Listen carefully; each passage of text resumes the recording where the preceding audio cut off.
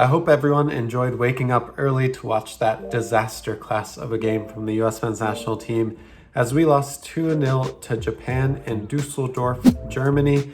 Greg Berhalter and the whole entire squad didn't play well. Greg's plan didn't pan out. He got outcoached, outclassed. The players on the field weren't playing with intensity or speed in the match. And we're going to talk all about that today on this episode of It's Called Soccer. What is up, everyone? I am Jake Landau. I'm a UEFA licensed coach. I love to talk about everything US soccer. So today we're going to break down this match against Japan. Now, as far as we know, this is the second to last match to prepare for the World Cup in November. And we got smacked in every single way possible. I mean, when your man of the match is your goalkeeper, that is almost never a good sign that the match went the way you wanted it to. I said it on Twitter and I'll say it again. This Japan team, you got to give them credit. They are essentially what we hoped the US men's national team would be at this point. A team that is greater than the sum of its parts, a team that could counter, a team that could break the press, and a team that could press really, really well as well. So that's Japan, right? We have to give them credit. They played really well. They put us under pressure. They took their chances, but they also just had so many more chances than us. I mean, the US didn't even have a shot on goal. So if you want to just stop watching the video of the roundup of how this game went, you just need to know that the US had no shots on goal this entire match. This is a game where I saw our identity of what we want to play in terms of possession, in terms of breaking the press, in terms of playing with the ball in the opponent's half, not coincide and not be parallel with the players that we had on the pitch. I really didn't think that Aaron Long and Walker Zimmerman are two center backs that can play out of the back. Not necessarily that they're bad at it, it's just that they don't get asked to do that week in and week out with their club teams. I mean, I'm a Red Bull fan. Obviously, I'm a fan of Aaron Long, but he's not the quality that we're looking for in the national team.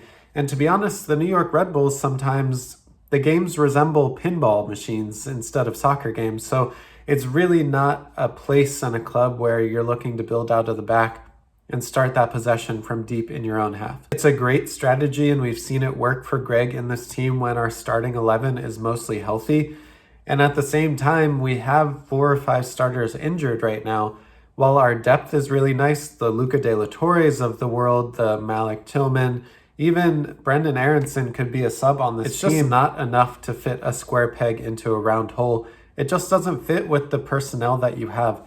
And you really can't tell me starting Walker Zimmerman and Aaron Long and having Mark McKenzie on the bench and EPB on the bench that Tim Ream and John Brooks couldn't have provided you a little bit different look, a little bit better of a look today than the 2 center backs that we had on the pitch. I really felt like Greg hurt the team and the personnel today by trying to force his system into the players that he put on. Obviously, it's Greg's responsibility to build the tactics and the game plan, but also the starting 11 for matches like this.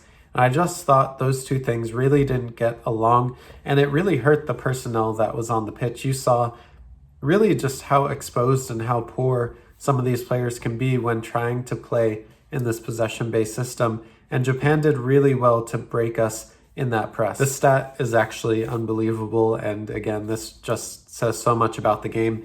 The US lost possession in their own third 29 times in the first half, and they lost possession 54 times in their own half in the first half. The players were sloppy. They were not playing with intensity or speed at which the game was being played, and at which the speed Japan was dictating us to play as well.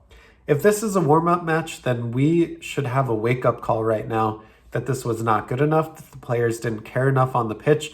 I mean, really, Brendan Aronson was the only one that I could see even wanting the ball and wanting to run on the field. You could see the improvement that Matt Turner is making, but still with his feet, he's not perfect. And Tyler Adams is really there to just solidify the defense and make sure that we don't give up the center of the park. He can't be all things in one when we also have Weston McKennie and Luca De La Torre on the pitch. Jesus Ferreira got one really good chance and didn't take it. And listen, I like Jesus Ferreira. I think he deserves to be on this team. But at this point, I mean, he's just missed so many easy chances with the US men's national team that I can't see why he's the locked-on starter for Greg. He only got one chance in this game. It was a good one, and he missed. It was a cross from Serginho Dest that went over the bar. But you're only going to get one chance, 2 chances in a World Cup game. And again, if this is a run-up to how we're going to play against Wales, England, and Iran, we're in for a load of hurt. My man of the match for this game was Matt Turner, and really it's not even close. Nobody else on the team really deserved it. I would say, again, Brendan Aronson is maybe one player that deserves it just for the effort that he was bringing. But aside from that, I mean, I couldn't see anything from Weston McKennie, Luca De La Torre. I mean, Gio Reyna didn't even have a progressive touch until the 21st minute. The defense was in shambles. They were making mistakes all over the place. So Matt Turner is my man of the match, but that's really a negative when you look at the net of the entire game, having the goalkeeper be your man of the match. That never bodes well for how it went. So what actually went wrong? What happened here? Well, we were really trying to play one way. We weren't really diversifying how we were trying to get the ball up the pitch. Now, usually we like to play out of the back. We like to build up over time from goalkeeper to defender to midfielder and have them progress to the attacking third. What was happening was Japan was just completely condensing us into our own half, and we refused to kick the ball long into the dangerous channels and kind of play, I would almost consider it an American football style of moving the ball into the channels and playing a game of field position. Even in the rare moments when we did try and play long, there wasn't someone there to win the second ball because the midfield was so close to the defensive line, and we were just completely stretched from there, which gave Japan counter-attacking opportunities. It really showed how disconnected this team was, how they knew one plan and no plan B. And that has been something that we've criticized Greg for a long time, is that plan A is great when it works, but when you need a plan B and there is none in place and all the players need to figure it out on the go, that's a really difficult place to be in as a player. Now again, Greg does deserve to take responsibility and blame for this game.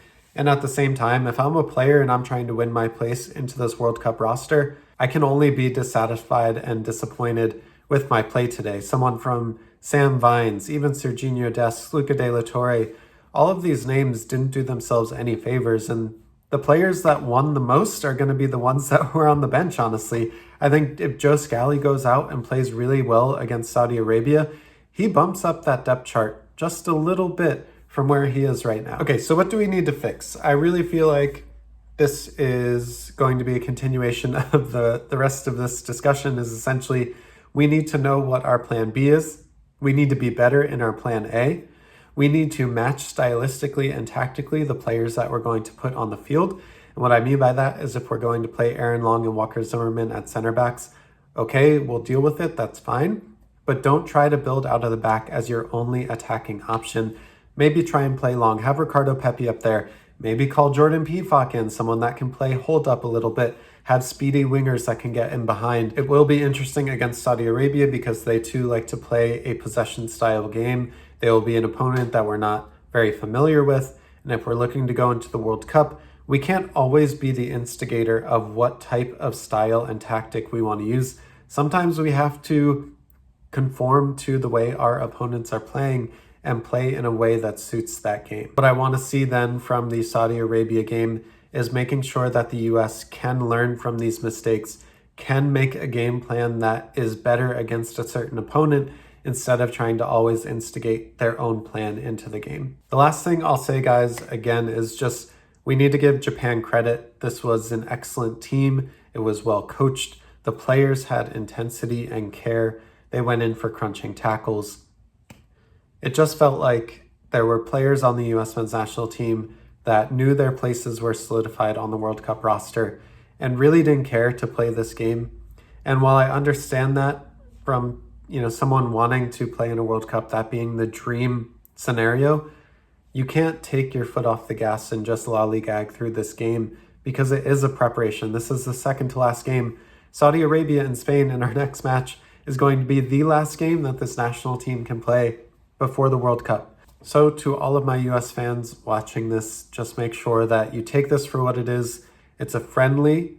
We can all be concerned. We can all be bothered by what we saw on the pitch. And at the same time, this is the right time to get smacked. This is the right time to learn a lesson.